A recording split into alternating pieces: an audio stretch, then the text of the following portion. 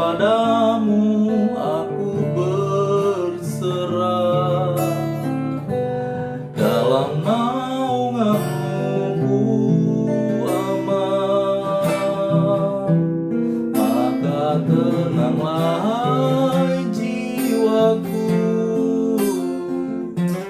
sebab Engkau ada besertaku di masa hari-hari senja. Ku mau bahagiakanmu.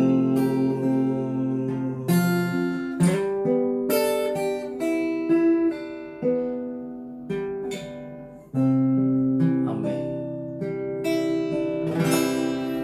Puji Tuhan. Saya menyapa setiap kita, Shalom. Shalom. Luar biasa. Saya berharap kita semua dalam keadaan sehat tanpa kekurangan satu apapun. Sebab kasih Tuhan tidak akan berkesudahan. Baik, dalam kesempatan ini saya pertama kalinya membuat video, dan saya yakin, saya percaya ini semua adalah pondasi kita dalam melakukan segala kegiatan yang pastinya hanya untuk kemuliaan nama Allah. Ya, ketika kita setiap pagi bangun, setiap saat, setiap waktu, kapanpun itu, yang paling terutama adalah menyapa pasangan hidup kita. Yang anak muda mungkin pagi-pagi itu gelisah ya, yang punya pacar, ambil handphone, lihat nih, itu ya. Tentunya setelah berdoa dan setelah memuji Tuhan ya, lihat handphone, wah, udah BBM, udah WhatsApp belum ya dia ya, gitu ya. Udah kasih kabar belum nih, gitu. Nah, kita harus seperti itu dengan Tuhan. Tuhan, kamu mau apa nih dalam hidup aku? Karena kita adalah kekasih Tuhan. Baik, berbicara soal kekasih Tuhan, tadi pagi saya membaca grup dan diskusi sedikit dengan Pak Radit ya, dimana kita juga melihat video. Saya tertarik untuk membahas itu. Pasangan kita memang harus kita cintai, harus kita sayangi. Tetapi kita jangan pernah sama dengan orang-orang dunia yang tidak mengenal kasih Tuhan Yesus Kristus. Perbedaannya di mana? Baik, untuk itu kita baca kebenaran firman Tuhan yang terdapat di surat Kolose, pasalnya yang ketiga, ayat yang ke-23. Demikian firman Tuhan. Apapun juga yang kamu perbuat, perbuatlah dengan segenap hatimu seperti untuk Tuhan dan bukan untuk manusia. Amin. Surat Paulus kepada masyarakat Kolose ini menggambarkan tentang bagaimana perintah-perintah yang harus dikerjakan oleh masyarakat Kolose, khususnya cara mencintai sesamanya. Sesama kita tentu yang paling spesial adalah pasangan hidup kita, kekasih kita dalam keseharian. Nah, perbedaannya di mana? Apapun juga yang kamu perbuat, perbuatlah dengan segenap hatimu seperti, ada kata seperti untuk Tuhan. Loh, kenapa kok ada kata sepertinya? Sebenarnya kan bisa aja ya. Apapun juga yang kamu perbuat, perbuatlah dengan segenap hatimu untuk Tuhan. Bisa aja kan? Tapi kenapa ada kata seperti? Sebab Tuhan tidak pernah mau disamakan kasih kita kepada siapapun, termasuk pasangan hidup kita. Garis bawahi. Tidak akan pernah mau, tidak akan pernah Tuhan inginkan bahwasanya kasih kita levelnya sama, setara dengan sesama, dengan pasangan hidup kita. Dan ini berbahaya. Apalagi tadi saya lihat video, wah, kok bisa mengganti nama Tuhan dengan nama pasangan hidup ya? Wah, ini tidak benar. Saya harus menyatakan ini secara langsung. Ini tidak benar. Dimana kita landasan utamanya, pondasi kita mengasihi Tuhan. Dengan demikian Tuhan mengasihi keluarga kita, mengasihi pasangan kita, mengasihi anak kita, mengasihi mertua kita, mengasihi orang tua kita, dan siapapun itu. Sebab kita teosentris, mengalaskan segalanya kepada Tuhan. Amin. Puji Tuhan. Nah, dengan demikian kita mengerti ya. Dilanjutkan lagi dalam ayat berikut, dalam uh, firman berikutnya kelanjutannya.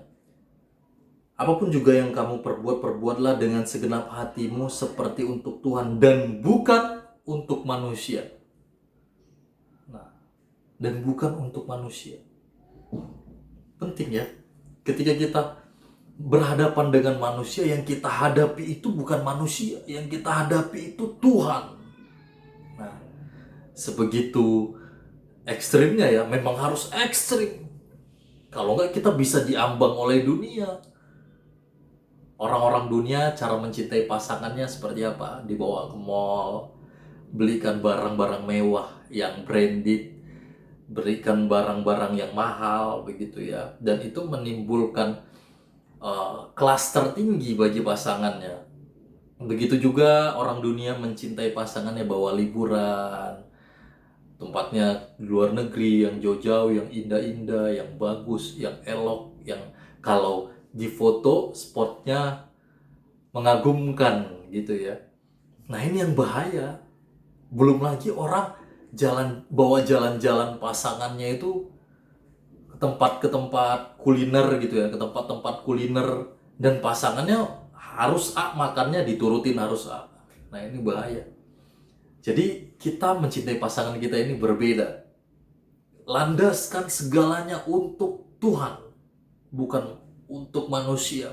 Kalau kita menghadapkan itu untuk manusia, manusia banyak neko-nekonya. Udah banyak neko-neko, udah nggak setia lagi. Nah, ini yang bahaya. Mohon maaf ya, mohon maaf. Kadang kesetiaan manusia itu kalah dengan kesetiaan anjing loh. Mohon maaf ya. Saya kemarin bukan kemarin sih, sering ya. Saya punya anjing poodle, itu setia banget. Setia banget. Saya pulang disambut, dijilat-jilatin kaki saya. Terus dia berdiri-berdiri gitu kan, minta makan atau minta ajak main gitu ya. Nah, pasangan kita apakah kita sambut? Nah, ini pertanyaannya. Atau bahkan kita di kamar main HP atau sambil nonton TV. Oh, udah pulang. Ya udah, makan ya. Ada di meja makan tuh makanannya. Nah, ini kesetiaan kita kalau beralaskan manusia ya gitu, terbatas. Tapi kalau kita mengalaskan rasa cinta kita, rasa kasih kita kepada Tuhan, semua tidak akan pernah ada batasnya dan itu selalu hangat. Saya akan bawa kita ke dalam kebenaran firman selanjutnya. Dan ini pasti memberkati kita. Amin. Puji Tuhan. Ya, selanjutnya itu ada di Injil Matius pasal 5 ayat ke-48. Karena itu haruslah kamu sempurna, sama seperti Bapamu yang di sorga adalah sempurna. Amin. Bapa kita adalah Allah. Allah adalah kasih adanya. Nah, ketika firman Tuhan berkata, sama seperti Bapamu yang di sorga adalah sempurna, berarti kita harus sempurna di dalam kasih. Sempurna di dalam kasih. Kepenuhan oleh kasih. Jadi dengan demikian, kasih kita harus berbeda dengan orang-orang dunia. Kalau orang dunia berlandaskan itu menghadap manusia, maka dia akan melakukan itu seperti untuk manusia. Tapi kita tidak. Seperti ayat sebelumnya yang saya bacakan tadi. Siapapun yang di hadapan kita, kita perlakukan itu seperti untuk Tuhan. Ya. Ingat, nomor satu adalah Tuhan. Tidak ada yang melebihi dia. Bukan nomor satu saja, tapi satu-satunya adalah Tuhan. Amin. Puji Tuhan. Baik yang kita lakukan, apapun itu dalam keseharian kita, firman Tuhan berkata apa? Baik engkau makan ataupun minum, lakukanlah untuk Tuhan. Maksudnya bukan makan minum secara harfiah, kita makan, kita berdoa, kita minum, kita ingat Tuhan, bukan. Tetapi maksudnya di sini dalam segala ruang lingkup hidup kita. Ya, dari pagi kita berdoa, kita ingat Tuhan, kita berbicara kepada sesama. Wah, nanti Tuhan sakit hati nggak ya? Bukan dia sakit hati nggak ya? Tuhan sakit hati nggak ya dengan perkataan kita? Nah, ini penting. Ini perbedaan kita ya. Amin. Jadi kita harus penuh dalam kasih. Sama seperti Injil Matius pasal 5 ayat 48 ini. Allah itu kasih. Kita dituntut loh, standar orang Kristen tinggi. Puji Tuhan. Ya. Baik, itu saja kebenaran firman Tuhan pada pagi hari ini. Kiranya ini menjadi pondasi awal kita dalam melakukan segala kegiatan.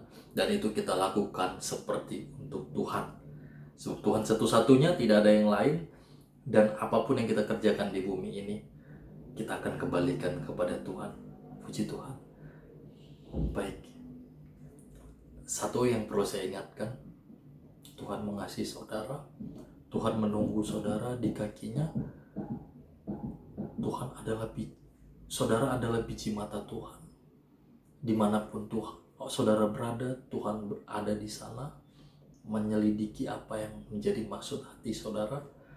Kita lakukan yang terbaik untuk Tuhan ya. Puji Tuhan. Itu saja benar firman Tuhan. Tuhan Yesus memberkati.